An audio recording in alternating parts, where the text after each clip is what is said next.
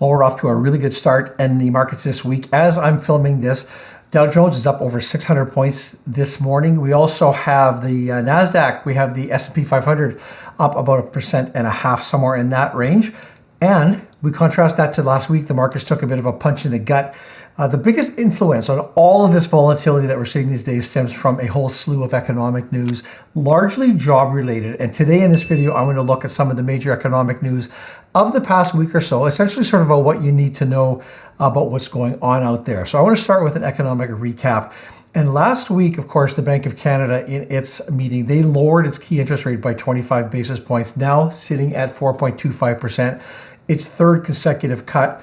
The bank cited persistent excess supply in the economy, which is pressuring inflation downward, and that's a sort of a key reason for the move. But there are still concerns over inflation in shelter and services, as well as, of course, that ever-present risk of undershooting the inflation target. That's somewhere that they don't want to go as well. So this is an obvious sign here. The bank's still trying to remain cautious, trying to make sure that it manages inflation concerns, but it still addresses the fact that we are seeing slower economic growth. Canada's unemployment rate was announced last week. That is now sitting at 6.6% as of August. That's higher than expected. You might notice a bit of a pattern here, not the greatest economic news.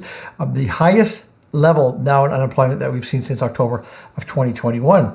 We did see an increase in employment numbers. That's a good thing. But wage growth, that cooled down to 4.9%. And the core working age groups also saw notable job losses. And these are all sort of further signs of a weakening labor market. We are seeing this growing divergence now between unemployment and wage growth. And that could indicate that we may be seeing a structural shift in the job market dynamics overall. In August, the unemployment rate rose to 6.6%. There were 60,400 more unemployed people in the country. Net employment increased by 22,100, and wage growth fell to 4.9%. Now, the U.S. ISM Manufacturing PMI number, that came out, but it continued to reflect this contraction that we're seeing in U.S. manufacturing activity.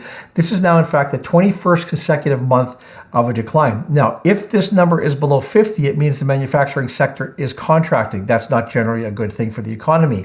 With the latest report, we saw significant declines in new orders and production. At the same time, we saw rising costs. That is posing a challenge for the Fed's efforts to curb inflation. More on that coming up a little bit later this month. This persistently weak now PMI, it also raises concern about the future demand for goods. When we look at this number, it came in at 47.2, 21 straight contraction months. New orders fell for the third consecutive month. We had unemployment in manufacturing falling also for the third consecutive month. And we saw those price increases, which defy the inflation expectations. Now, the U.S. job openings, that number came out last week as well. Job openings in the U.S. dropped to 7.67 million in July. That is the lowest since January of 2021. A lot of 2021 references here. Sectors, we saw healthcare, we saw state and local government, transportation, they all saw significant declines, but we did see some gains in professional and business services where they saw an increase in job availability. What jumps out at me most in this report is that the drop that we're seeing in job openings, that's showing that employers sort of are becoming more cautious as they're still feeling apprehensive about the economic uncertainty that a lot of people are predicting. Job openings dropped by 237,000. Largest declines were in healthcare, government sectors. We saw a slight increase, as I mentioned, in professional and business services openings. The quits now fell to the lowest level since 2020. U.S. non-farm jobs. The U.S. economy added 142,000 jobs in August. The largest gains came in construction and healthcare. That said, job growth was lower than expected, and this continues the trend of that slowing unemployment that we've been seeing. Notably in this report, manufacturing. We saw a material decline there in employment, especially in the durable goods industries. And this slowing pace of job creation, this is consistent with what I'm seeing, these broader signs of a cooling labor market. There were 142,000 jobs added, lower than forecasts. Construction added 34,000 jobs. Manufacturing lost 24,000 jobs. And the July jobs number was revised lower to 89,000. Lastly, here in the rare bit of positive information, the U.S. unemployment rate, That eased slightly. It came in at 4.2% in August. That was in line with market expectations.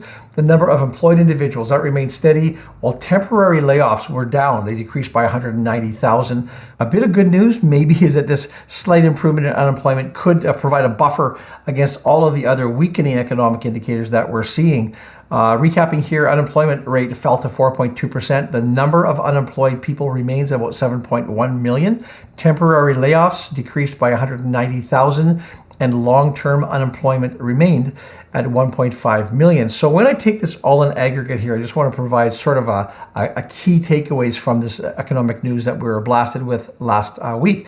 First of all, in Canada, with the Bank of Canada rates, we see this third consecutive rate cut. That is showing me that the bank is remaining very cautious, very focused on keeping inflation in check and also trying to support the slowing economy. There's no question about that. That's what the numbers are showing. They've managed to do that so far as keeping inflation down, and we're seeing a positive trend here. There are these lingering concerns, though, around housing, certain services being too expensive. Obviously, these rate cuts could give a help to the economy, gives them a bit of breathing room, but there's also still the risk that inflation could remain stubborn in key areas like shelter. Another point we have to talk about here is that if this wage growth keeps outpacing productivity, the bank might also face pressures to change course more quickly. Now, when it comes to Canada's unemployment, we see that rising unemployment rate. That's always a bit of a red flag, especially we've hit now levels that we haven't seen since 2021. And of course, that was post-pandemic there. So even though we did see this slight increase in employment, we're still seeing this overall softer labor market that could be a sign of tough times ahead for workers. The slowing wage growth could tap down consumer spending, which of course isn't great for the economy either. And the fact that employment for core working age people dropped significantly, that adds to the concern. They're obviously a big driver of productivity and economic growth. Also, the U.S. Manufacturing PMI stays in contraction. I mentioned that. And even though it did tick up a little bit slightly, the fact that it is still deep into contraction territory, that means that the U.S. manufacturing sector is having a rough time. And that too is a reflection of how these higher interest rates from the Fed, they've weighed down on factory activity. The ongoing drop in new orders just adds to that rather bleak outlook that we're seeing right now. We're also continuing to see rising production costs, and it's pretty clear that inflation is still an issue. That makes it hard for the Fed to fully ease up on interest rates that a lot of people would like to see. Let me summarize here. Both Canada and the U.S. are seeing this softening labor markets. I see that as quickly becoming a central theme for economic performance. We saw Canada's unemployment rate, again, at that multi-year high. The weak U.S. labor market, that added fewer jobs than expected. The Bank of Canada is continuing to cut rates to fight the economic slack, to avoid over-tightening. Inflation does remain that nagging concern, especially in services and in housing.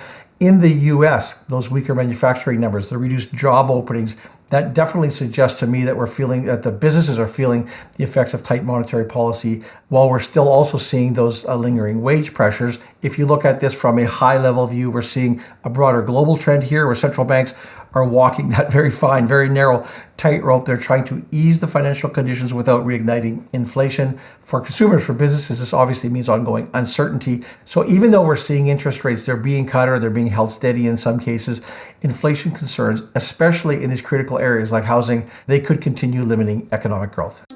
I've spoken on this channel recently about the Harvest ETFs launch of the high income shares ETFs, Amazon, Microsoft, Eli Lilly, Nvidia. These are some of the largest, most widely held stocks out there on the market. Well, the Harvest high income shares, these allow you to access these core US companies, and then they overlay that with Harvest's established active covered call strategy. The aim here, to deliver high income every month. So some of the highlights of this, these are stocks that you know, Amazon, Microsoft, Nvidia, Eli Lilly, these all offer long-term potential growth. They're participating in leading businesses with strong growth prospects. You enjoy an attractive tax-efficient cash distribution every month that's supported by that covered call program. Key benefits, the Canadian trust unit structure of these allows a tax-efficient income flow, either in US dollars or in Canadian dollars. And they do also have an enhanced series available, which employs a 75% leverage overlay as well. You can learn more by visiting harvestetfs.com to see how they can assist you in achieving your financial goals. Fixed mortgage rates below 4% are making a bit of a comeback here in Canada, with some borrowers already locking in 5-year loans as low as 3.99%.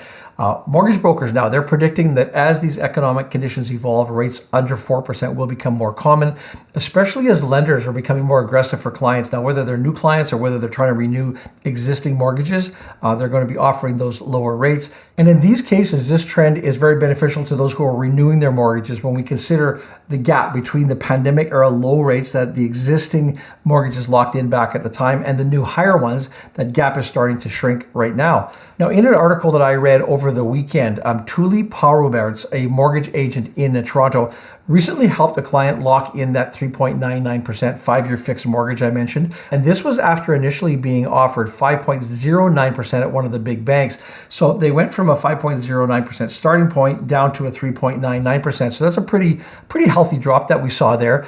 And I think we're going to start hearing more and more of these stories as interest rates start to come down. Lenders are becoming more aggressive. They're now willing to offer more competitive rates, especially to their loyal customers.